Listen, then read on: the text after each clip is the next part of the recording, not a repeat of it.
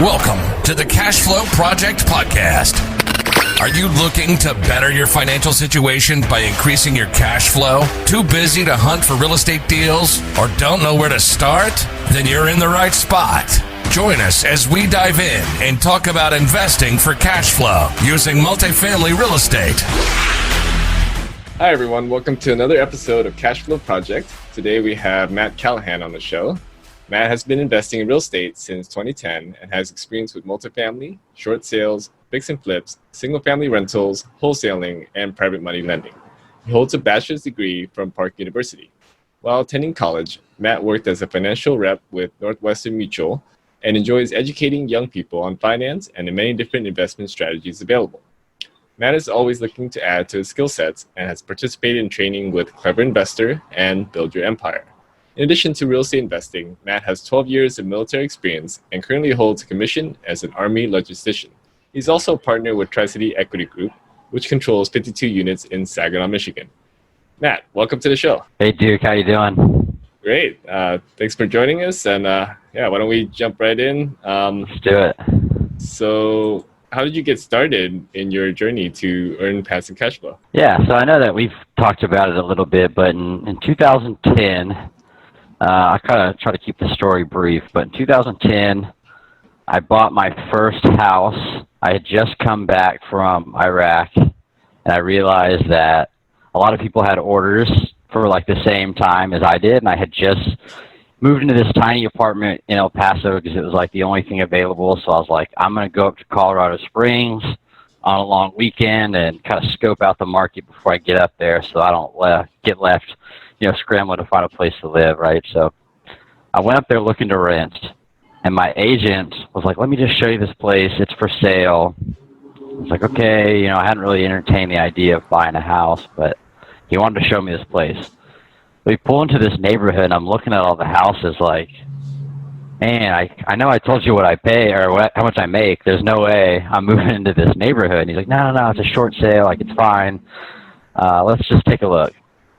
So we look at this house, and it's like 2,600 square feet on a 5,500-foot corner lot, but the downstairs is completely unfinished. So, like, current livable space is roughly 1,300 square feet, 2-bedroom, 2-bath, 5 years old. Nice house. I guess the story behind it is it was a short sale. A couple had came in and offered, like, I don't know, $180,000. And the bank was looking to get $226,000. 6 months later, the bank had not approved it, right? So the couple that had put in the offer was like, hey, you know what, we've got to go somewhere. We need a place to live. We're out. The bank said, no, we'll take $180,000. Sorry, we've already found a spot. Well, that was the week that I drove up. So the bank had already blessed off on the $180,000. The agent kind of showed me the numbers, and it was going to be less than I was going to pay for rent, so I bought it at $180,000. Fast forward a little bit, I finished the basement out. I came down on orders again to deploy, so I was going to put it up for rent for the year I was gone. Property manager said, I think we can get, I don't even remember the numbers, $1,100 a month for this place. I'm like, well, I still have to live in it. Let's list it for $1,300. And he's like, all right, we'll do it. I was like, if no one wants it, we'll lower the price when I leave. But until then, like, I need a place to stay. We put it on the market for $1,300 a month. Like a week later, it was booked. This couple rented it out. So that was my first taste of cash flow. Like the entire year I was deployed, I made about $200 after all my expenses.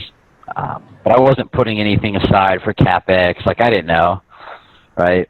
So I rented it out. Came back from that deployment, moved into it for about a year. It came time for me to move. Contacted my agent. I had finished the basement by this point. I was like, let's put the house up for sale.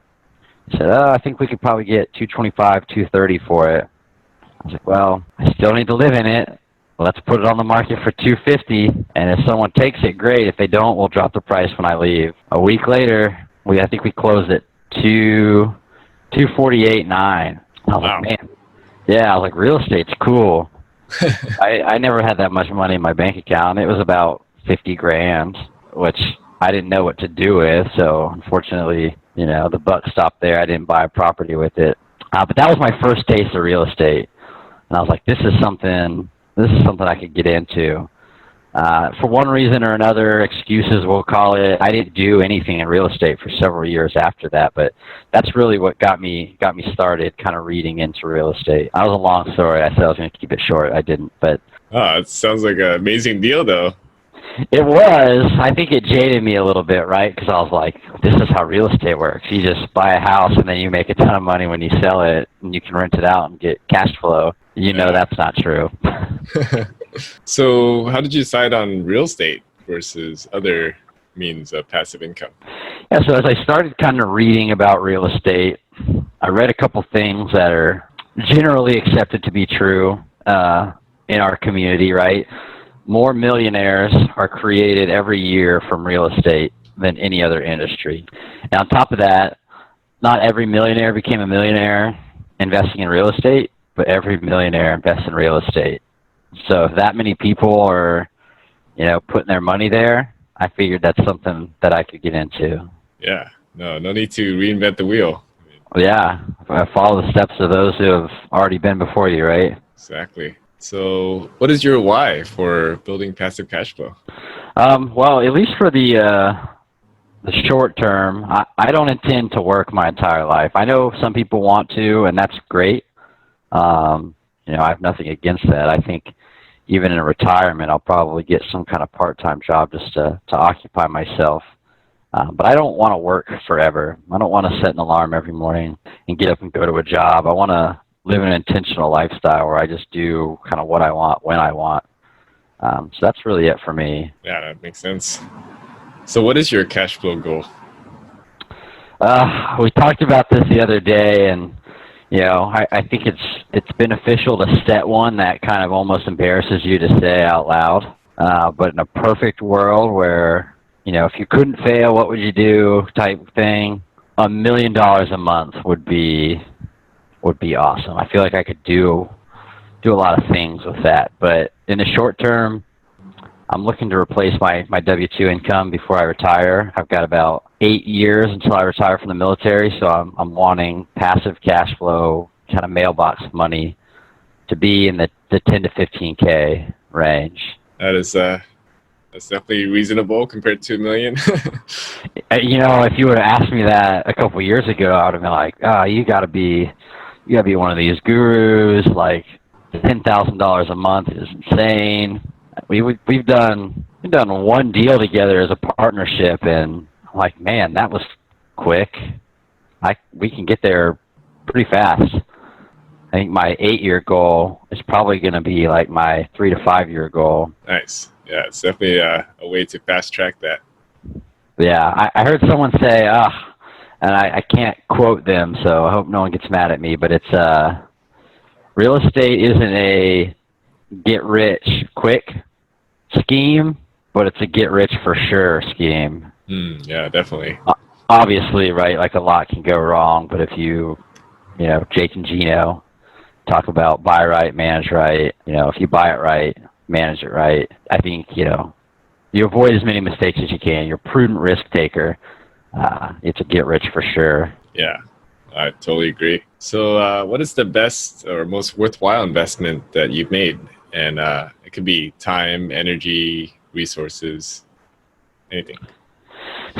Yeah, well, a smaller scale, something that people could relate to and kind of replicate is spending the time to look up different meetup groups and get out there and meet people that are doing what you want to do. I mean, you can read so much online before you got to just take action. Get out there and meet people who are doing what you want, ask them questions, and partner sooner than later. So I'd say that, I guess, the investment of time into finding different meetups has been the best so far. Ultimately, I can say that going to a meetup resulted in my partnership with Tricity Equity Group, which would probably be the second best investment that I've actually done is, our JV. Nice. Yeah, so tell me more about Tricity Equity Group. Tricity Equity Group, I think, has a pretty interesting story. I guess you could all say it starts with Vince Gethings moves to Hawaii, where you're his real estate agent. In my quest for real estate, I actually found this guy on Bigger Pockets, and I was like trying to connect with all these Honolulu investors. And he was like, hey, I actually just took a speaking engagement at this meetup. Just contact CJ and Jasmine Callio on Facebook, and they'll give you the information about their meetup. So I showed up at the meetup, met this guy, and more importantly, I met CJ and Jasmine, and I started going to their meetup. It was close to my house in the Honolulu RIA meeting, which was all the way in town. And anyone that's lived on Oahu knows that driving to town while it's only like a 30, 40-minute drive is like a road trip. I don't know what changes in the psyche where all of a sudden a 30-minute drive is like a hike, but I was like, I can't do it. It's so far. So CJ and Jasmine had a meetup right down the street from me, and I was going to that to try to kind of learn what I could. And I met Vince, and at this time I was like, I'm going to build my skills as kind of being a property manager. I'm going to do the BRRRR strategy. I'm going to buy these single-family homes. I'm going to renovate them. I'm going to put some renters in there, and I'm going to refinance and get my money out. And I'm going to do it again while I build the skills to own properties. And I met Vince, who was like, listen, like, economies of scale. Don't do that. I was like, well, why not?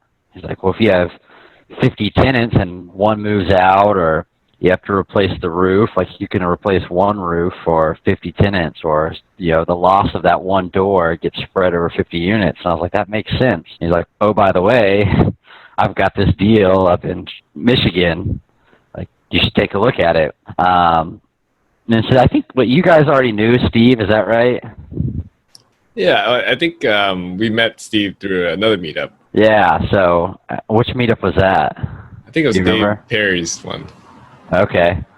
Yeah, so basically through meetups, like I said, my best investment of time, we kind of all came together and determined that we could stand to be in the same room together for more than 5 minutes. We kind of all had similar goals and, same risk tolerance, and the deal makes sense, what we're all trying to do. And we came together, and Vince brought us this deal up in Michigan, and that's kind of, I would say the rest is history because we're still in our infancy as a company. But man, I'm loving it. I think that Tricity Equity Group is doing a lot of stuff that I don't see other investors doing. And I think it's only a matter of time before people kind of hear about us, some of the stuff that we're doing. I mean, I don't think we've sat down at a table at any of the events that we've traveled to and like talked about what we're doing that other people aren't. And people are just like pulling out their phones and taking notes and, I've got to look into this and I got to look into that. Like, I've never heard of that. That's crazy.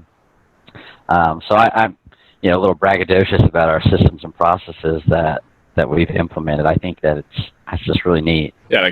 Like for example, what kind of systems or processes?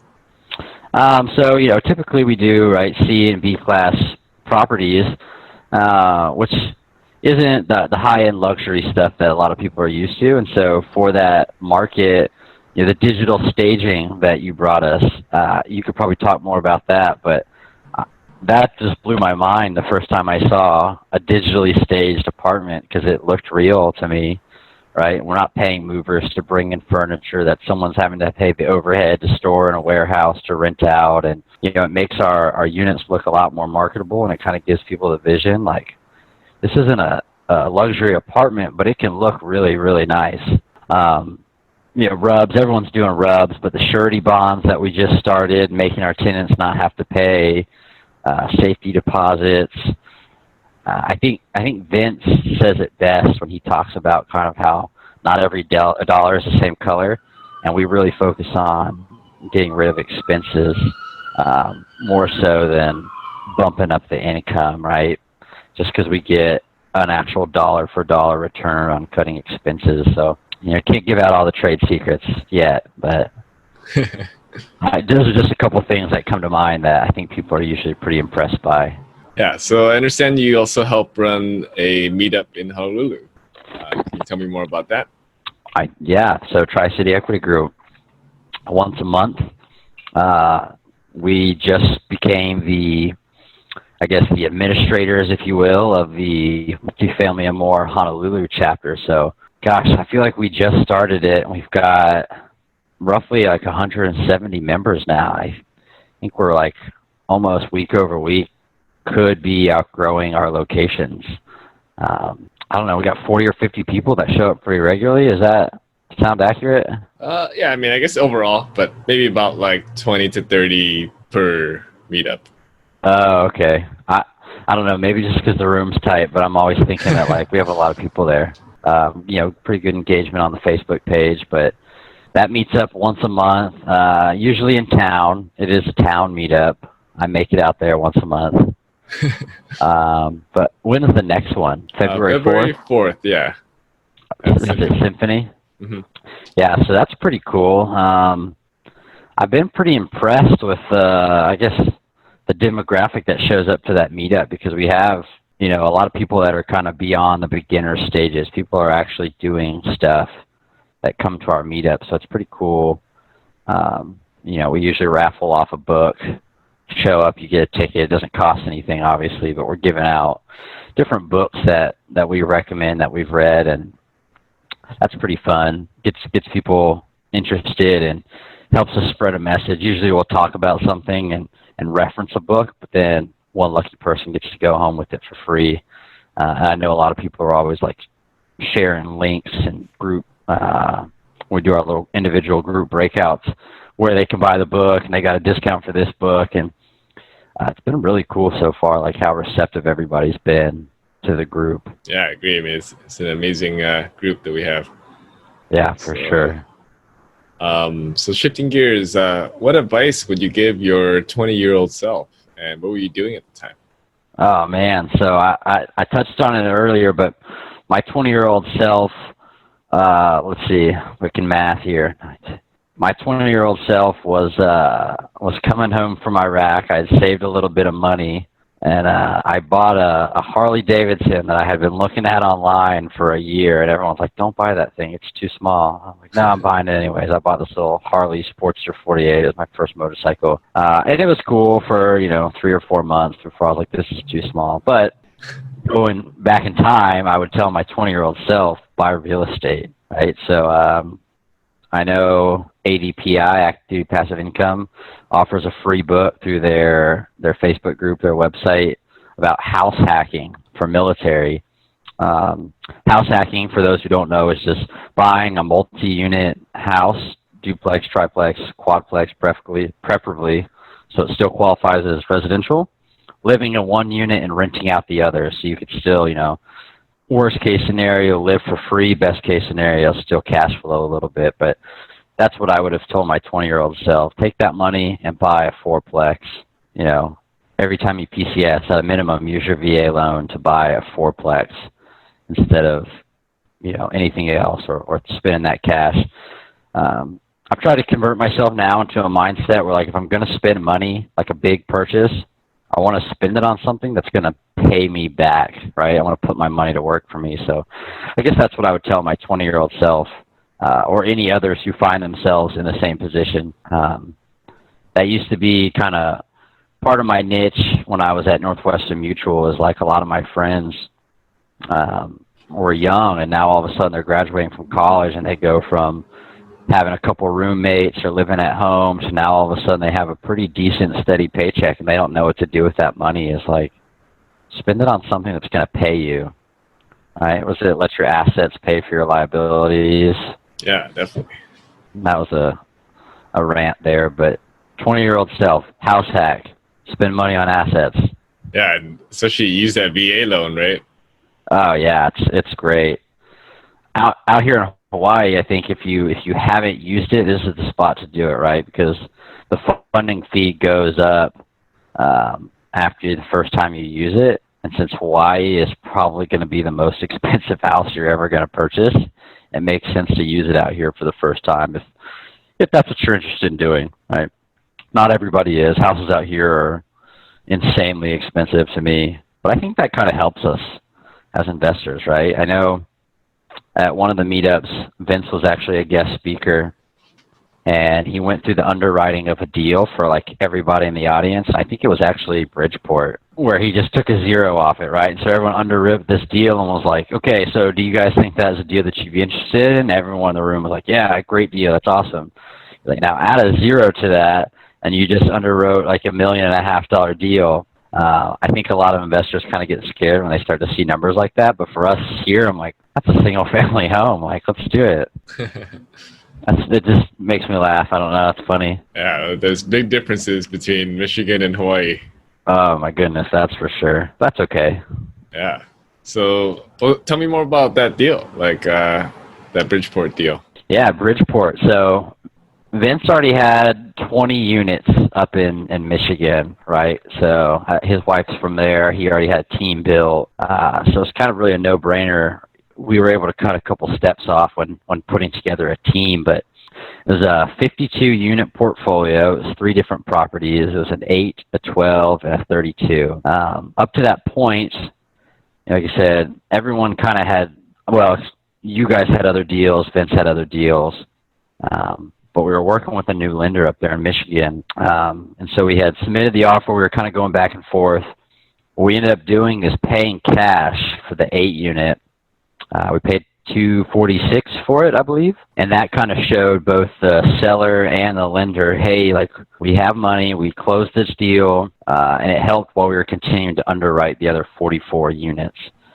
So what we ended up doing, we paid cash for the 8-unit, settled on a price for the remaining 44.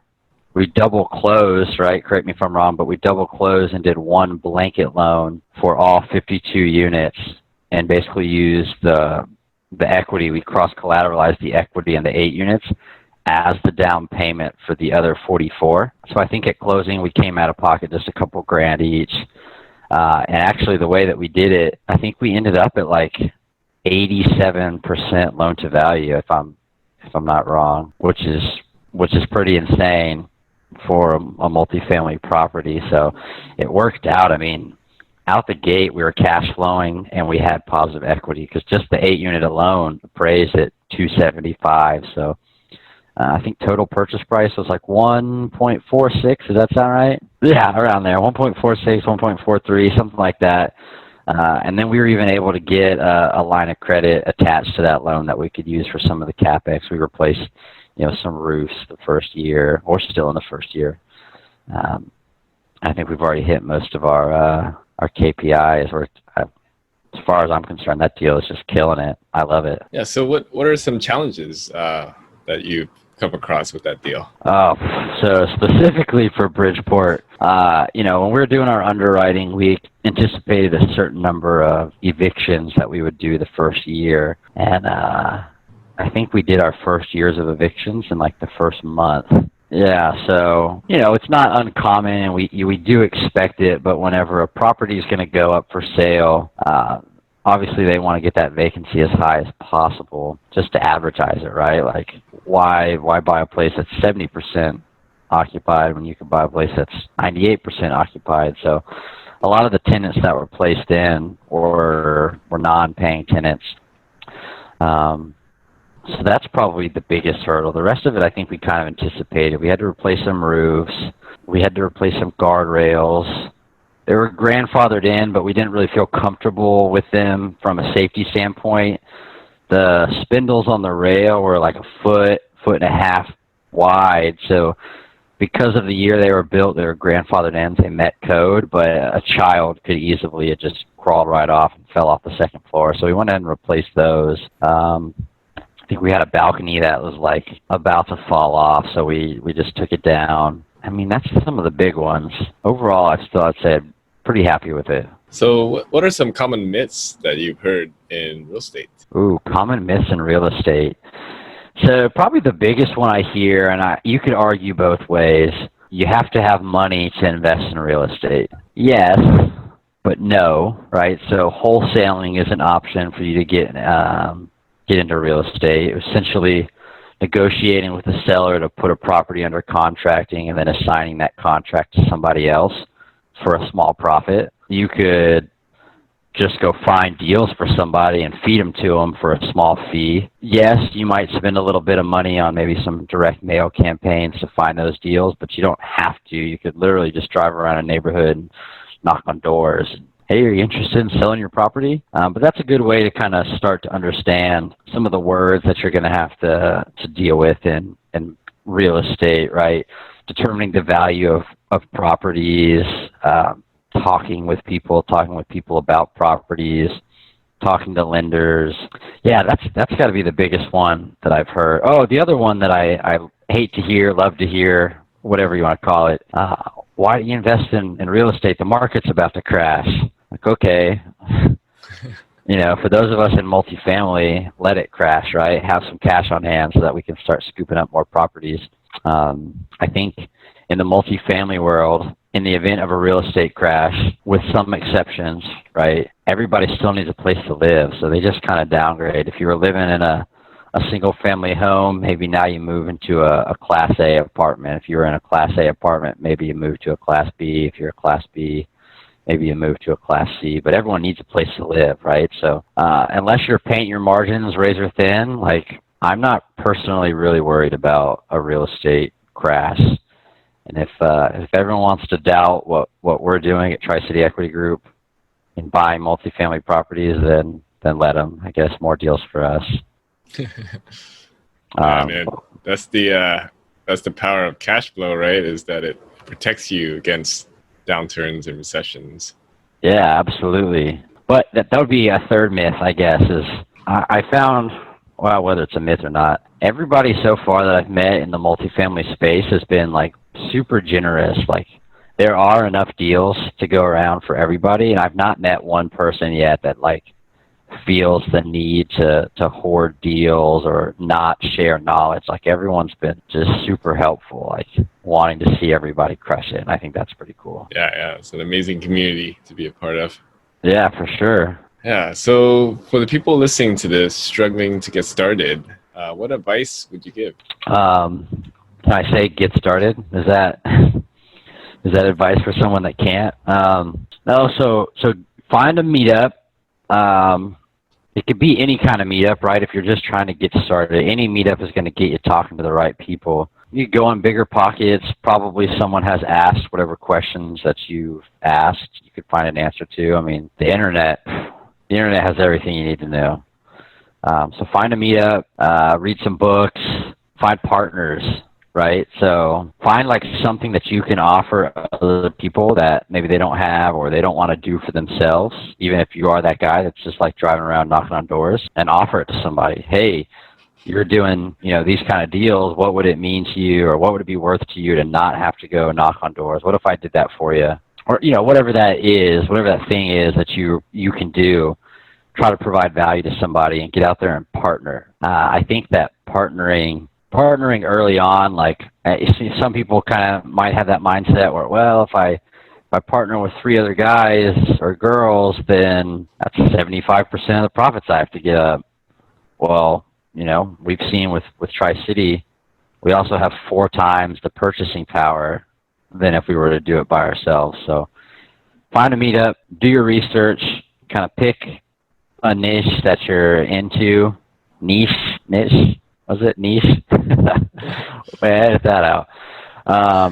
English, right? And kind of focus on one, right? So that was something, and meeting Vince kind of helped me focus on that. Is I was a little bad about shiny object syndrome. Out here in Oahu, we have, you can make pretty huge money on flips. So I was like, I want to do the BRRRR strategy, but I'm going to do flips to get the money for my BRRRRs. Well, apartments are cool. Like, just pick one and then be like the best at it. If down the road you want to switch what you're doing, fine. But like, I'm sure you could be successful doing all of them, but like, I don't know, I would say don't. Find a book or find a meetup, read some books, go on Bigger Pockets, partner. That's how you get started. Definitely. So, what is the best book that you recommend? Oh man, Multifamily Millions by David Lindahl. Hey, might as well be Buying Apartments for Dummies. That thing is like the ABCs of do this, and then do this, and then do this. Well, here's a whole chapter on how you do that thing that I just told you to do. This is how you build a team. This is how you underwrite a property. This is how you evaluate a property. Best book that I've read. Pretty easy read too. I would show it to you, but I've actually lent it out to someone right now to read, so that hopefully they can learn. Maybe they'll be a partner one day, or they'll come invest with us. I don't know. Multifamily Millions by David Lindahl. That's the one. All right. So what do you think separates successful investors from those that fail? Ooh, I think it's getting over the hump of the first deal. right? I mean, I'm sure you can attest to it. You can be in a room with a guy that just, one of those, if he can do it, I can do it kind of guys. But the difference is, like, that guy took massive action. He went out and got the first deal done. Once you do the first one, the second one's a lot easier, and the third one's a lot easier, and, the deals will just start happening. But you got to do that first deal. I think a lot of people get analysis paralysis, where, like, to them it's a large sum of money or whatever that deal is, and so they're out there looking for the diamond in the rough rather than kind of polishing their own and making it. It doesn't have to be a perfect deal. It just has to be a good deal. And a lot of people never do the first deal because they have unrealistic expectations, I think. Yeah, that's true. Definitely what I found in my experience as well, dealing with various investors. Yeah, we did our first deal as a JV, and it was like we hadn't even closed the first deal yet, and I just had the bug. I was like, we got to do more. We got to do more. Like, now I'm kind of getting back to that shiny object syndrome, where I'm like, man, our market should be every major city in the United States. Like, just send us deals. We'll figure out the rest later, but I need to dial it back in. That's what you guys are always keep me grounded. Let's focus on a couple markets. So what are those markets that you're interested in? So right now, obviously, we're in the Tricity area of Michigan, Midland, Bay City, Saginaw. We are actively looking in El Paso, Texas. So if anybody knows anybody wanting to sell apartments in El Paso, Texas, let us know. But we're also looking to branch into Tennessee, like the Knoxville, Nashville area. So as we wrap this up, do you have any ask or request for my audience? Just connect with us, kind of follow our journey. I think it'd be interesting to see. A lot of the huge podcasts out there, or a lot of the big time investors, are people who are already huge, right? They're already making multi-millions of dollars, and that's really cool. I like to listen to those guys because it pumps me up and kind of lets me know where I can go. But if you're wanting to follow a journey from, we've only been a company coming up on 1 year, and hopefully in the next couple of years we'll be as big as those guys are. Just kind of follow our story so they can reach out to us on social media, and if they're ever in town, come out and check out our meetup, Honolulu Multifamily and More. Or just come say, hey, if you see us at an event. We try to go to a couple a year. Yeah, I understand you just went to one, right, in LA? Yeah, Rod Khleif in Los Angeles, his boot camp. We just went out there and met a ton of people. So I'm looking forward to. We've already been in contact with a couple of them, and hopefully we'll do some deals here soon. We're looking for like 100 units in the next 6 to 9 months. What were some of your takeaways from that event? Oh man, this is just me personally, right? Everyone goes to those events for different things. I like to go to meet people. Oh, you dropped this one on me, and I just have my notes up too, and I closed them. But that's kind of it. It's just the relationships you go, I think, are the most valuable thing there. I don't know why I'm drawing a blank. Maybe because it's past my bedtime, but a lot of good stuff. We're kind of in the realm where we're getting started in syndication.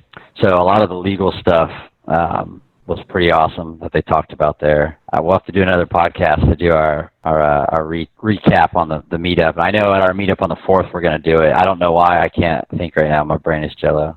So yeah, how can people reach out to you? Yeah, so if you want to reach me specifically, you can email me, matt@tricityequitygroup.com. Matt@revenuepropertysolutions.com. We can be found on Facebook, Tricity Equity Group, Honolulu Multifamily and More is our meetup page, or on Instagram at Tricity Equity, or at Matt Callahan.